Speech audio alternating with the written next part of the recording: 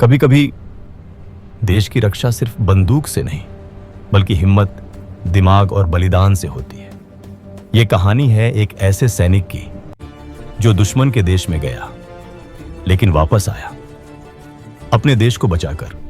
भारत के एक छोटे से शहर में रहता था कैप्टन अर्जुन सिंह, एक ऐसा आर्मी ऑफिसर जिसके लिए देश ही सब कुछ था। न उसे अपने आराम की चिंता थी, न अपनी जान की। उसका सिर्फ एक ही सपना था, देश की सेवा करना। एक दिन अचानक अर्जुन को एक सीक्रेट मीटिंग के लिए बुलाया गया।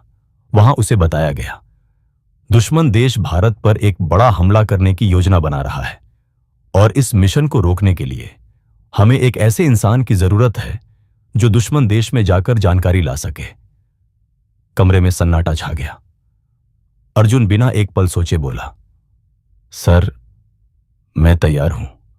उसे पता था यह मिशन उसकी जान भी ले सकता है, लेकिन उसके लिए देश सबसे ऊपर था। अर्जुन ने अपनी पहचान छुपाई और एक आम आदमी बनकर दुश्मन देश में प्रवेश किया। हर कदम पर खतरा था, हर नजर उस पर शक कर सकती थी, लेकिन वो रुका नहीं। धीरे धीरे अर्जुन ने दुश्मन की सेना की हर जानकारी जुटानी शुरू की। उनके ठिकाने, उनकी योजना, हमला कब और कैसे होगा। लेकिन जैसे जैसे वो सच्चाई के करीब पहुंच रहा था, खतरा भी बढ़ता जा रहा था।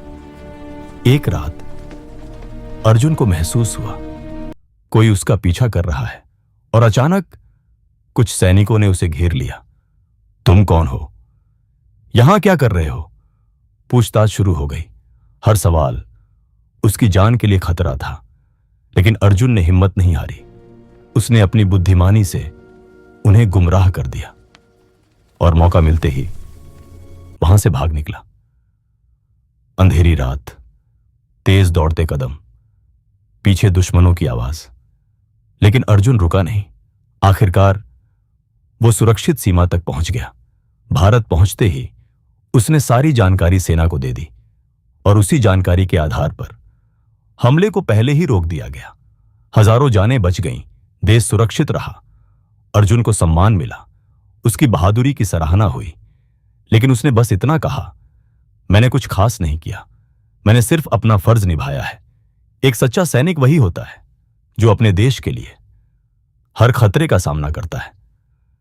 देशभक्ति सिर्फ शब्द नहीं बल्कि जिम्मेदारी है। सच्ची हिम्मत डर के बावजूद आगे बढ़ना है और देश की सेवा सबसे बड़ा धर्म है।